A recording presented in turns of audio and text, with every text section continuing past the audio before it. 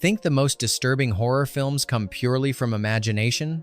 Think again. There's a deeper, darker well from which filmmakers have drawn inspiration: real crimes, murders, disappearances, and unspeakable acts that once haunted the headlines only to be swallowed by silence. And yet, years or sometimes mere months later, they re-emerge. Not in documentaries, but in horror films. Fictional, yes, but only just. These aren't your typical based on a true story titles. In fact, the words true story are never uttered. Studios deny, directors dodge, writers shift the blame to coincidence. But the clues are there, buried in scenes too specific to be made up, characters too familiar to be invented, and plot lines that echo cold case files with chilling accuracy. This list isn't about what they said, it's about what they didn't. These are the 15 horror films that mirrored real-life horrors so closely, they were never officially acknowledged. Some were altered before release, some slipped through and vanished, others still linger quietly. So, if a film feels too real, maybe it is. Let's pull back the curtain and step into the shadows. 1. Alice. Sweet Alice. 1976. You think you know who the killer is. The film doesn't care what you think. Set in 1960 seconds. New Jersey. This film follows a young girl suspected of murdering her sister during communion. Religious iconography, family tension, and childhood rage bubble beneath every frame. The killer wears a translucent mask and a yellow raincoat. The atmosphere is thick with Catholic guilt and suburban rot. What's rarely discussed is its possible origin. A real murder occurred in Paterson, New Jersey in 1961, almost identical in structure. A young girl was blamed for her sibling's death, but the charges were quietly dropped after the family relocated. The case never reached the media beyond local coverage, and the police file was sealed. Director Alfred Soule was born and raised in Paterson. When asked in 1977 about the similarities, he replied, "I didn't need to make anything up. I just changed the names." Sometimes, horror isn't created, it's confessed. 2. The Other. 1972. There are two brothers. One of them is dead. Or maybe both are. A melancholic, slow-burning tale of twin brothers on a farm. The Other is both a ghost story and a psychological dissection of grief and guilt. One boy is alive. The other may be a projection, or maybe something worse. The tone is rural Gothic, the mood funereal. Behind the fiction, there's a whisper of reality. In 1959, a rural Connecticut farming family reported one of their twin boys dying in an accident. But the surviving twin insisted he could still see and talk to his brother. What followed was years of therapy, suspicion, and eventual institutionalization. Court records of the case are heavily redacted, but fans of The Other have pointed out eerie alignments. The author, Thomas Tryon, was known for his fascination with childhood trauma and never denied the rumors. He only said, "I didn't write it to scare anyone. I wrote it because it wouldn't leave me alone." Sometimes ghosts aren't made, they're inherited. 3. Blood and Lace. 1971. Orphans go missing. The house stays full. In Blood and Lace, a young girl arrives at a state-run orphanage after her mother is murdered, only to discover the home is hiding horrifying secrets. The staff is abusive, children disappear, and corpses are kept frozen to continue collecting government checks. The tone is detached, clinical, almost too restrained. At the time, audiences assumed it was pure exploitation. But years later, investigative journalists uncovered that an orphanage in Georgia had been shut down in 1968 for practices strikingly similar to the film's plot: falsified reports, missing records, and suspicious deaths of wards that were never reported. The scandal was buried due to political pressure. No connection has ever been proven, but one of the film's producers was once employed by the same state's welfare department. He never commented publicly on the matter. The scariest stories are the ones the government helps disappear. 4. Death Valley. 1982. A boy sees a murder no one believes happened except the killer. A child on vacation in the Arizona desert begins seeing violent visions and stumbling upon grisly crime scenes, but the adults in his life dismiss them as imagination. The killer, meanwhile, is closing in. While the film is a thriller on the surface, its themes eerily resemble a string of real unsolved desert murders from 1979 1981, involving tourists and drifters along Interstate 10. A surviving child witness from one of those cases gave testimony about seeing something bad, but no one listened. A line nearly identical appears in the film. The screenwriter denied any connection, yet early versions of the script found in a university archive mention a composite of real events. The mention was blacked out in later prints. How do you erase a crime? Easy. Make it fiction. 5. Communion, 1989. They called it science fiction. He called it memory. Based on Whitley Strieber's best-selling novel, Communion follows a man haunted by visions of alien abduction. But this isn't sleek sci-fi. It's cold, personal, and almost documentary-like in its execution. Played with disturbing intensity by Christopher Walken, the protagonist's breakdown feels less like fiction and more like a confession. Strieber claimed the events were real, but what many missed is that Communion closely echoes a real psychological case from upstate New York in the late 1970s, one in which multiple patients across the same county reported near-identical abduction dreams, featuring a cabin, strange figures, and missing time. These records were sealed. Strieber never referenced them, but he lived less than 30 miles from the epicenter. Walken himself later admitted, "I didn't play him like a man imagining things.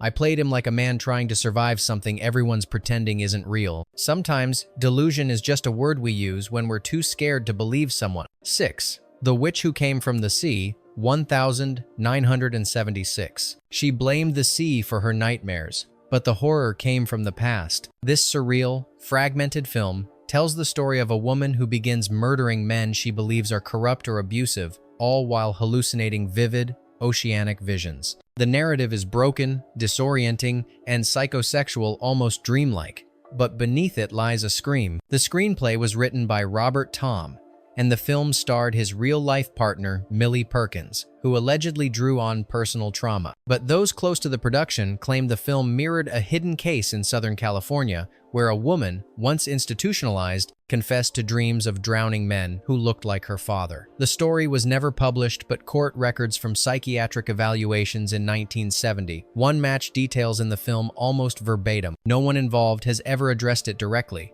Perkins later said, "It was the hardest thing I've ever done, because it was too close. Some waves don't crash, they drag you under." 7. Eyes of a Stranger, 1981. She thought she was hunting the killer, but he had been watching her long before. A newscaster becomes convinced a serial predator is stalking her apartment complex. What begins as amateur sleuthing evolves into a chilling cat-and-mouse game, especially when her blind, mute sister becomes involved. The film is remembered for its relentless tension and unsettling voyeurism, but few remember its alleged connection to a real Miami case in the late 70s involving a string of unsolved apartment intrusions and attacks on women living alone.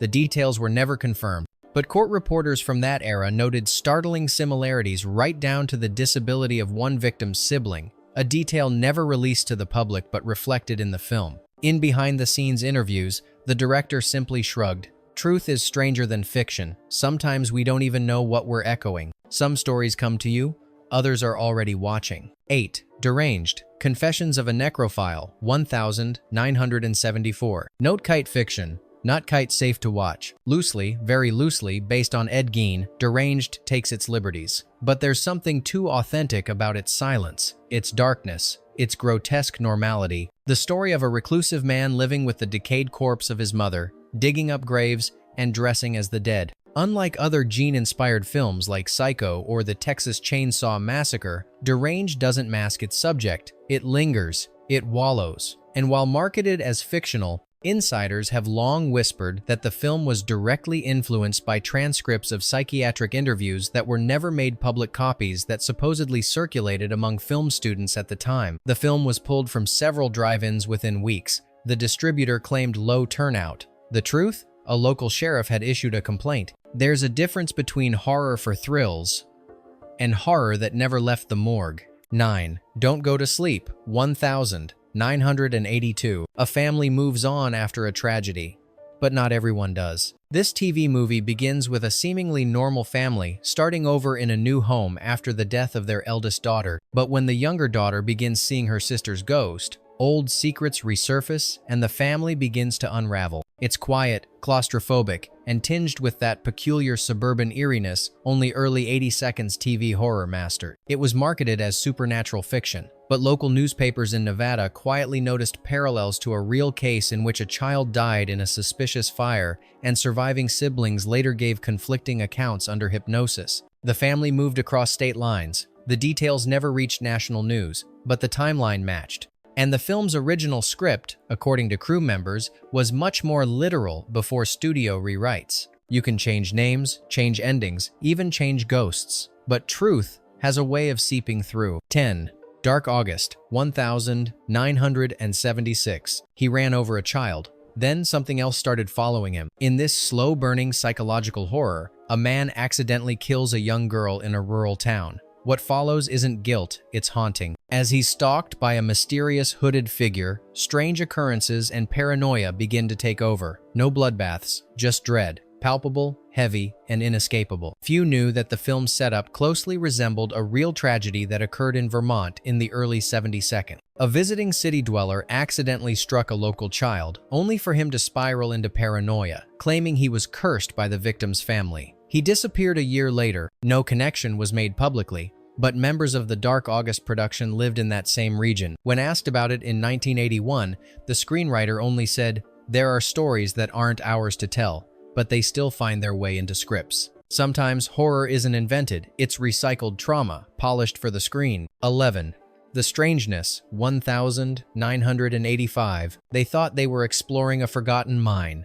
What they found was never meant to surface. An indie horror oddity, The Strangeness follows a group of surveyors entering an abandoned gold mine, only to be stalked by a grotesque, tentacled creature lurking in the dark. Filmed with minimal lighting and surreal claymation, the movie delivers dread in cramped tunnels and echoing screams. But there's more behind the dust. Decades earlier, in the same California region, a group of geological researchers vanished while mapping an old mining site. Their journals, recovered weeks later, described strange noises and walls that moved. The incident was quietly closed, with reports sealed. When questioned about the similarities, the director gave a flat response.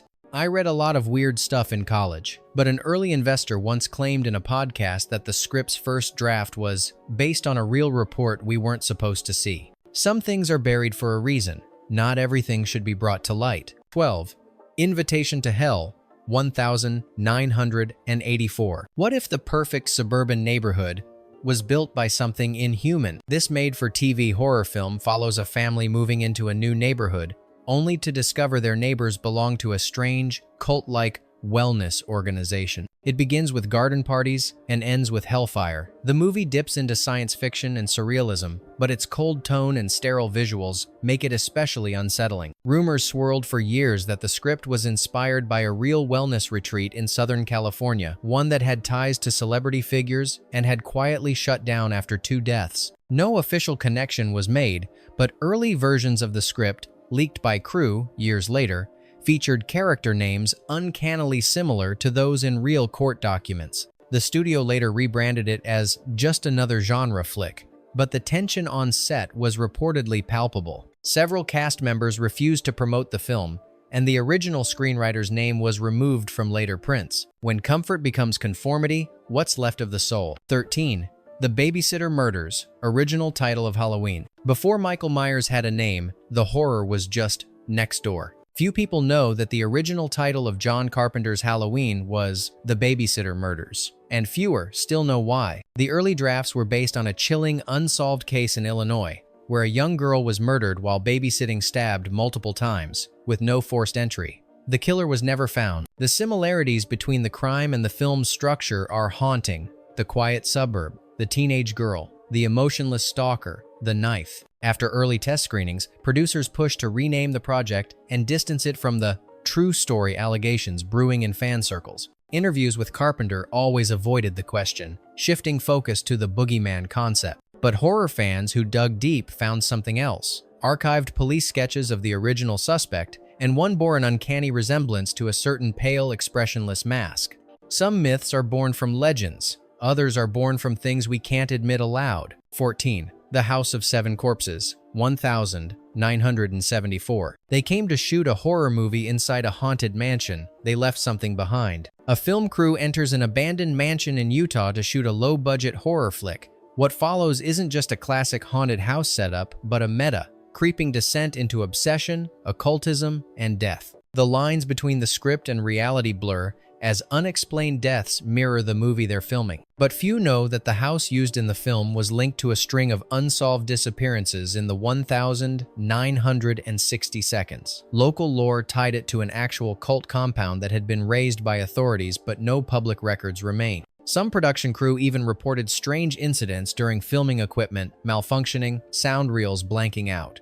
The director avoided the press after the premiere. When asked about the real house, he gave the same answer every time. "We just needed a location that felt authentic." Maybe it felt that way because it was. 15. The Clown Murders, 1976. He wore a clown mask to scare his friend, but the laughter ended in blood. 4 men stage a prank, kidnapping on Halloween night, donning clown costumes and breaking into a suburban home. It's meant to be harmless, a stunt, but the night spirals into violence, confusion, and paranoia as loyalties crack and something far darker emerges. Set in the monotony of middle-class suburbia, the film slowly decays into something uncomfortably real. Many dismissed The Clown Murders as a rough, low-budget thriller, but what unsettled some wasn't the film's execution, it was its timing. Released the same year, the real-life horror of John Wayne Gacy began surfacing. The movie's eerily similar premise, men in clown disguises targeting innocent lives, felt like a warning Hollywood didn't want to acknowledge. Adding to the strangeness, promotional material for the film was quickly toned down post-release, and interviews with the cast often sidestepped questions about inspirations. Was it coincidence, or did someone know what was coming before the rest of the world found the bodies beneath the floorboards? Bonus pick. Before we wrap, here's one more horror film you need to add to your list. The Little Girl Who Lives Down the Lane, 1976. She lives alone. She says her father is away, but no one's ever seen him. In a quiet seaside town, a precocious 3-year-old girl lives in a rented house. She appears self-sufficient, polite, and well-spoken. But when neighbors begin asking questions about her parents, her finances, her basement things take a darker turn. Dead bodies, hidden secrets, a girl who may be much more dangerous than she seems. Played hauntingly by a young Jodie Foster, the film dances between thriller and gothic fairy tale. But beneath its elegance lies something far more disturbing. Whispers have long linked the story to a real incident in Nova Scotia during the late 1960 seconds. Where a local girl was discovered living alone for over a year, posing as if her father were still alive. When authorities intervened, the case vanished from public record. While the novel and screenplay are officially labeled fiction, the screenwriter Martin Sheen, when asked about the similarity, simply responded, "Sometimes fiction comes from the file drawer." Critics at the time praised the film's restraint, but others pointed out its eerie silences, the way it asks more than it answers, and how it never confirms exactly what the girl did or didn't do. Perhaps that's the most horrifying part. How easily a lie becomes a home. If the line between fact and fiction feels thinner now, you're not alone. Horror doesn't need monsters when reality offers something far more unsettling. If you enjoy peeling back the layers of forgotten films and buried truths, consider joining us again. There are still so many shadows Hollywood doesn't want you to see.